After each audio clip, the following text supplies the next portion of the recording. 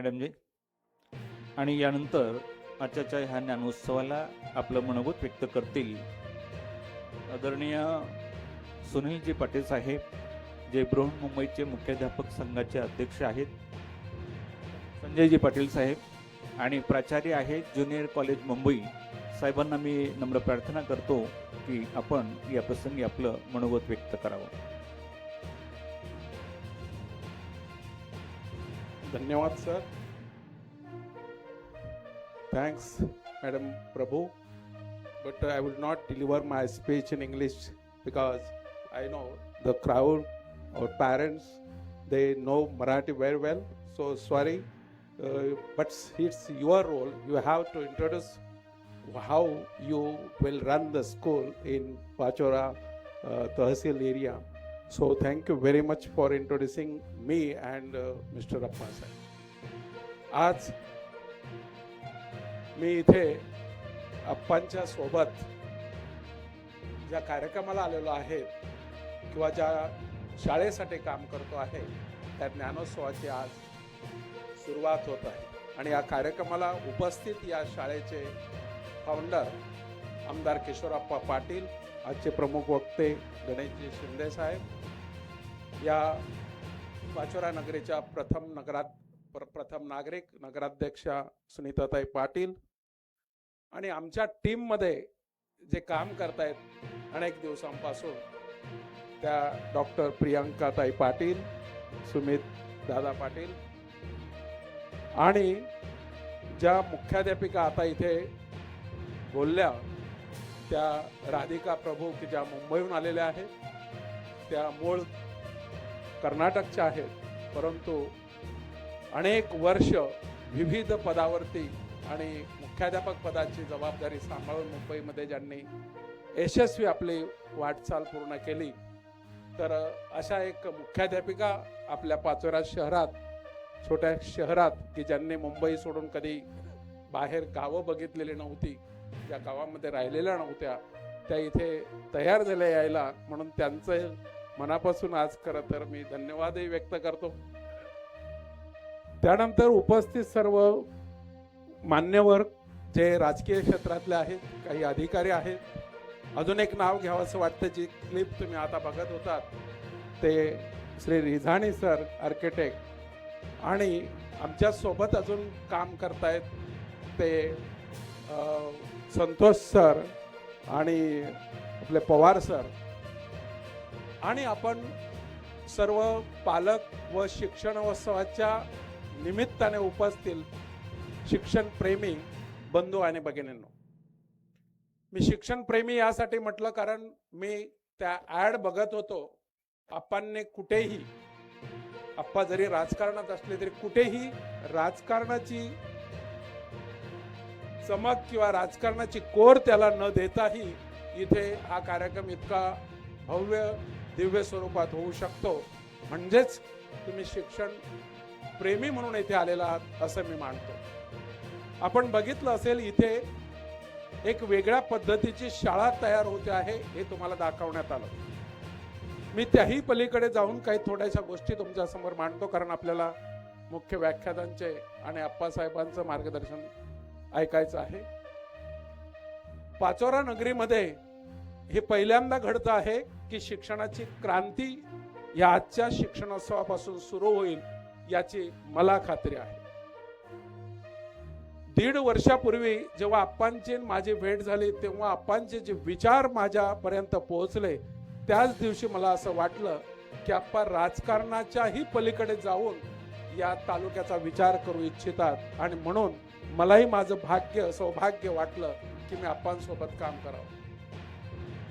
खरं तर माझा 31 वर्ष या तालुक्याशी इतका जवळचा संबंध राहिलेला नव्हता कारण मी 31 वर्षापूर्वीच 1994 पूर्वीच मुंबईत होतो.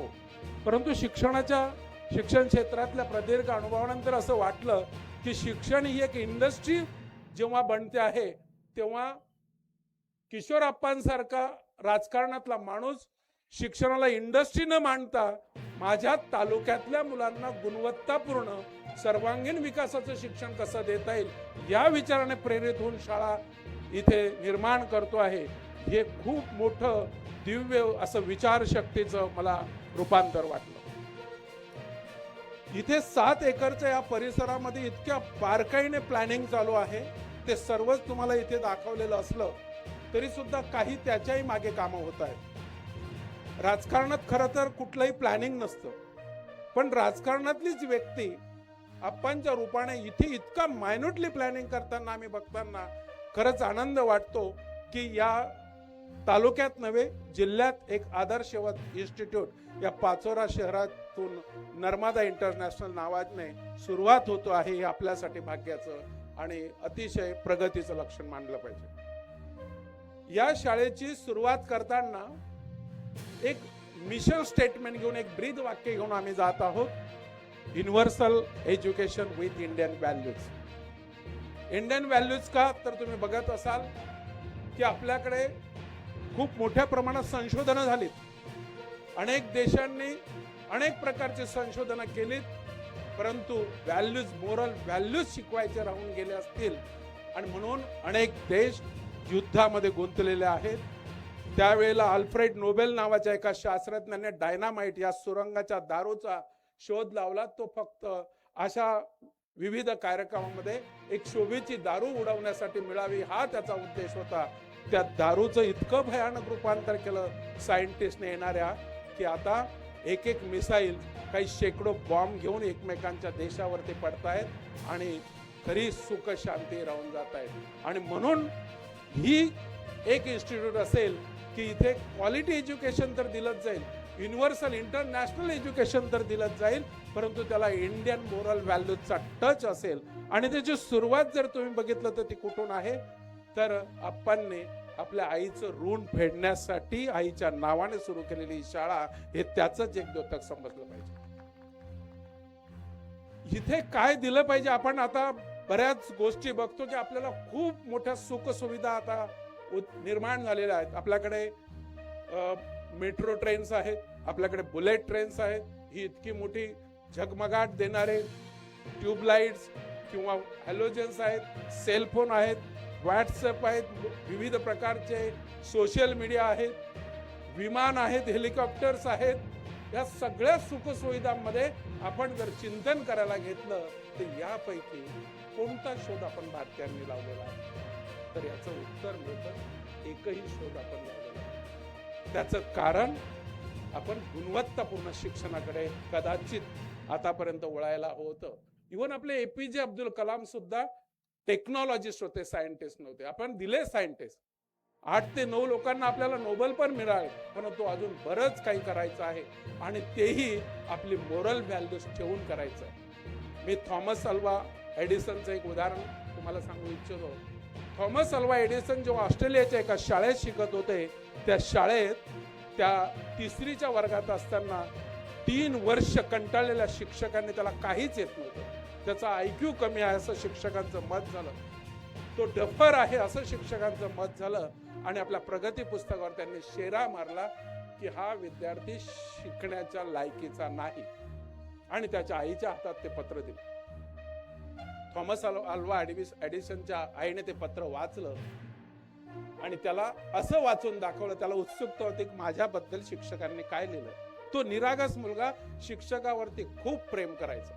माझ्याबद्दल काय लिहिलं आणि आईने असं वाचलं ते पत्र की या शाळेत थॉमसला शिकवण्यासाठी त्याची गुणवत्ता, त्याची बुद्धिमत्ता पाहता आम्ही शिक्षक त्याच्या गुणवत्तेच्या लायकीचे नाहीत, म्हणून तुम्ही थॉमसला आमच्या शाळेतून काढून टाका, असं तिने ते पत्र वाचलं.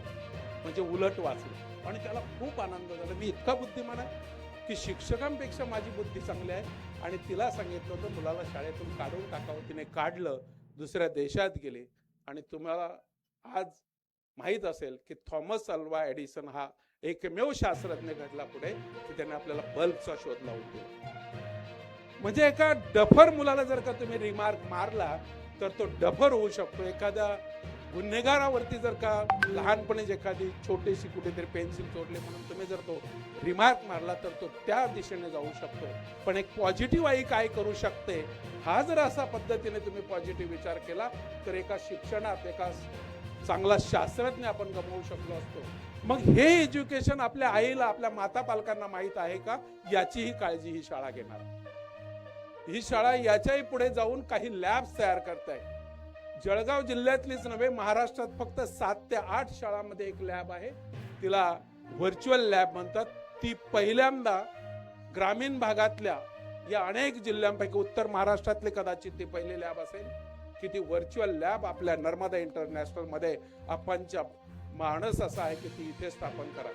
आपण आतापर्यंत शिकलो की हृदयाचं काम कसं चालतं, हृदयाच्या झडपा किती उघडतात, कसा रक्त, अशुद्ध रक्त कसं फेकलं जातं, किंवा इथे त्याही पलीकडे जाऊन टेक्नॉलॉजीचा उपयोग करून मुलांना प्रत्यक्ष ते रक्त प्रवाह, ते खराब झालेलं रक्त कोणत्या झडपेतून बाहेर पडतं, कोलेस्ट्रॉल कसे वाढतात किंवा धमण्या कशा बंद होतात, हे डायरेक्ट लाईव्ह त्या व्हर्च्युअल लॅब मधून शिकवते.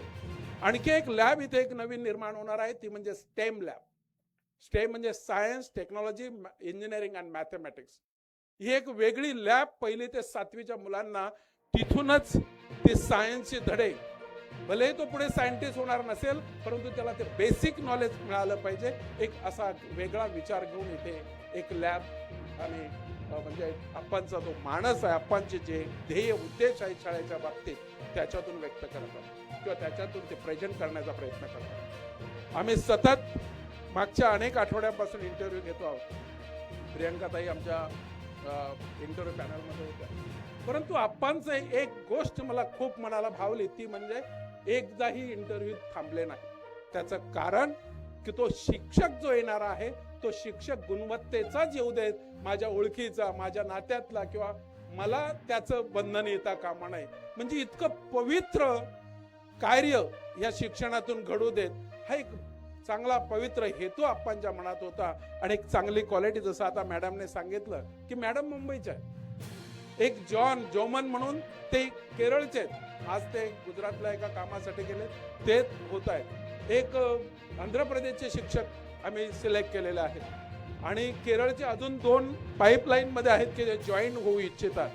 आणि एक चांगला भक्कम असं पॅकेज शिक्षकांना देऊन, काही इथले पण आहेत, काही इथले पण असणाऱ्यांना आम्हाला पण त्या क्षेत्रातला, म्हणजे फक्त केरळचेच असते असे नाही, तर सायन्स आणि मॅथ्स आणि इंग्लिश शिकवणारे तरी हे बाहेरचेच असले पाहिजे, असा आप्पांचा आग्रह आहे. आमच्या टीमचाही त्याला सपोर्ट असेल, कारण तरच गुणवत्तापूर्ण शिक्षण देता येईल.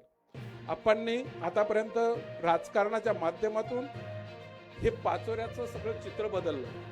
आम्ही आप्पासाहेब जेव्हा शाळेत इथे कॉलेजला होतो 30-31 वर्षापूर्वी, तेव्हा पाचोऱ्याचं दर्शन, आणि आता जेव्हा आम्ही पाचोऱ्यात येतो तर आम्हाला अभिमान वाटतो की हा आमचा तालुका आहे जो आप्पांनी इतका छान बनवला.